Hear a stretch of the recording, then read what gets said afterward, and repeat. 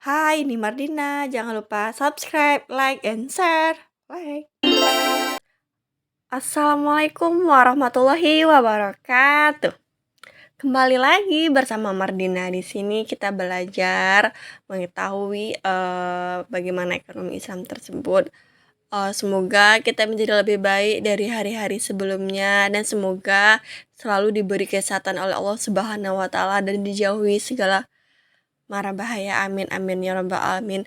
Mari kita belajar kembali bersama Mardina. Oke, selamat memahami dan menikmati. Oke.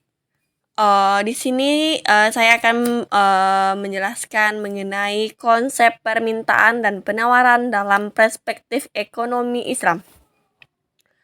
Konsep permintaan.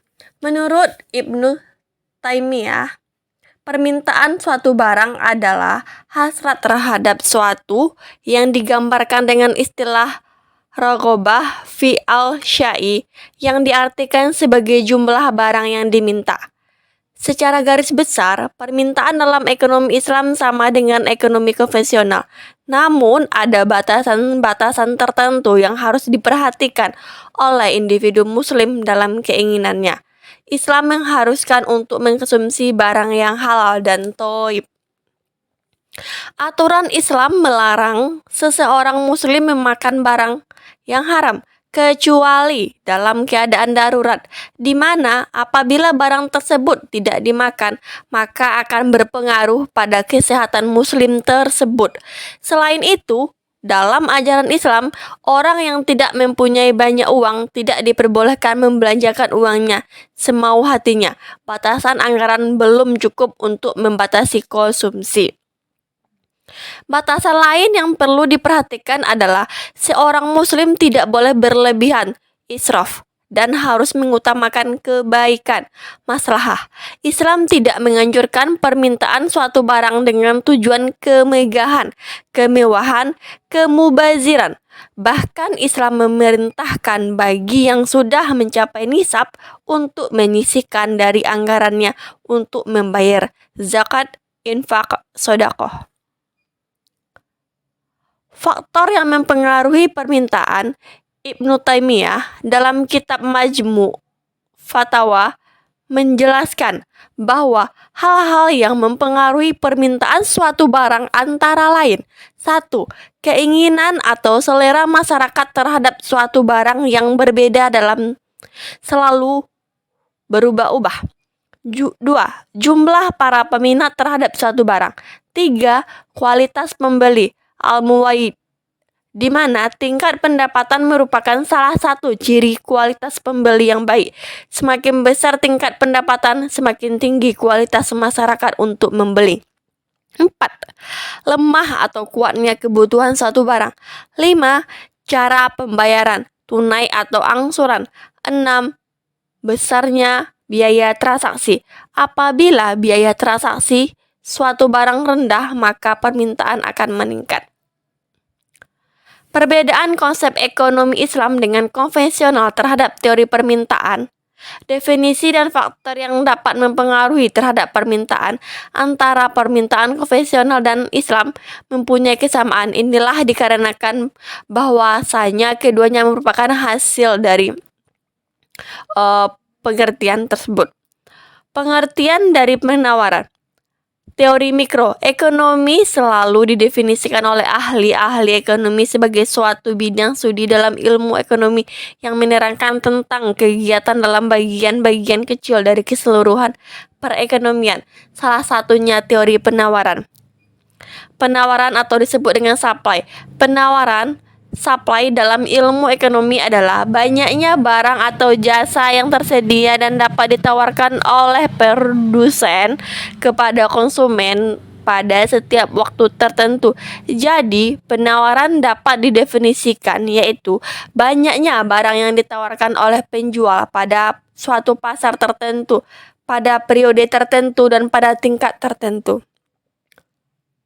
Hukum penawaran menerangkan apabila harga suatu barang meningkat, kuantitas barang ditawar akan meningkat, dan apabila suatu barang menurun, kuantitas barang yang ditawar akan menurun. Hukum ini menunjukkan wujud hubungan positif antara tingkat harga dan kualitas barang yang ditawar. Hal ini disebabkan karena harga yang tinggi memberi keuntungan yang lebih kepada produsen. Jadi, produsen akan menawarkan lebih banyak barang. Harga yang tinggi menyebabkan produsen berpendapat bahwa barang tersebut sangat diminta oleh konsumen, tetapi penawaran kurang di pasaran. Teori penawaran. Teori penawaran yaitu teori yang menerangkan sifat penjual dalam menawarkan barang yang akan dijual. Gerakan sepanjang dan pergeseran kurva penawaran. Perubahan dalam jumlah yang ditawarkan dapat berlaku sebagai akibat dari pergeseran kurva penawaran. Dengan kata lain, definisi penawaran bisa juga dijelaskan dengan proses atau gejala substitusi pada umumnya. Sumber-sumber dan teknik produksi yang digunakan oleh seseorang produsen dapat digunakan untuk memproduksi berbagai macam dan jumlah produk. Konsep penawaran. Konsep penawaran dalam perspektif ekonomi Islam membahas teori penawaran Islami. Kita harus kembali kepada sejarah penciptaan manusia. Bumi dan manusia tidak diciptakan pada saat yang bersamaan. Dalam memanfaatkan alam yang telah disediakan Allah Subhanahu wa Ta'ala bagi keperluan manusia, larangan yang harus dipatuhi adalah janganlah kamu membuat kerusakan di muka bumi. Larangan ini tersebar di banyak tempat di dalam Al-Quran. Dan betapa Allah sangat membenci mereka yang berbuat kerusakan di muka bumi. Secara umum, tidak banyak perbedaan antara teori permintaan konvensional dengan Islami. Sejauh hal itu dikaitkan dengan variabel atau faktor yang turut berpengaruh terhadap posisi penawaran. Bahkan, bentuk kurva secara umum pada hakikatnya sama. Satu aspek penting yang memberikan suatu perbedaan dalam perspektif ini kemungkinan besar berasal dari landasan filosofi dan moralitas yang didasarkan pada premis nilai-nilai Islam.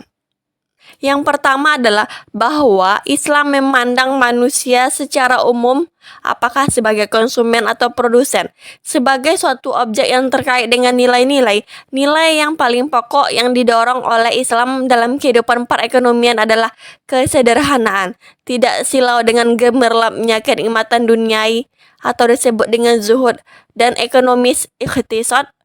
Inilah nilai-nilai yang seharusnya menjadi tren gaya hidup Islamik.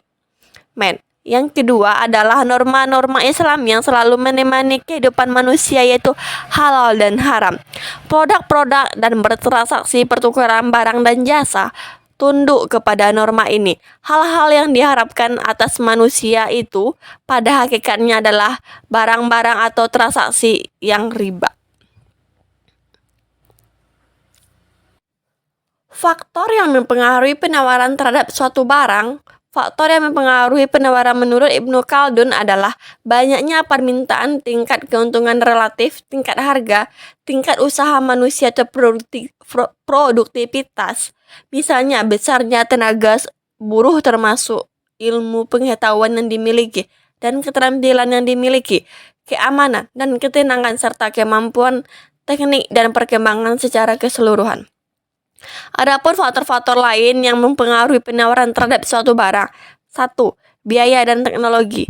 2. Biaya dan teknologi adalah dua konsep yang sangat erat berkaitan dalam sama lain. Yang dimaksud dengan biaya adalah biaya yang dikeluarkan untuk memproduksi barang dan jasa, mencakup biaya kerja, biaya bahan baku, jika sistem ekonomi konvensional dalam operasionalnya. Teknologi. Penemuan dan peningkatan teknologi yang diterapkan untuk menurunkan biaya produksi, contohnya adalah penggunaan robot dan komputer jika diterapkan sebagai hal baru dan sebagainya. Itulah faktornya. 4. Jumlah penjual. Jumlah penjual memiliki dampak langsung terhadap penawaran. Makin banyak jumlah penjual yang mampu menjual pada tingkat harga tertentu, makin tinggi penawaran. Dugaan tentang masa depan. 7 aspek dugaan atau ekspektasi terhadap masa depan mencakup dugaan mengenai perubahan harga dari barang tersebut. 8. Kondisi alam. 9. Itulah hal-hal yang mempengaruhinya. Terima kasih, semoga bermanfaat. Jika ada kesalahan atau pengertian terkait dari proses belajar ini, mohon maaf.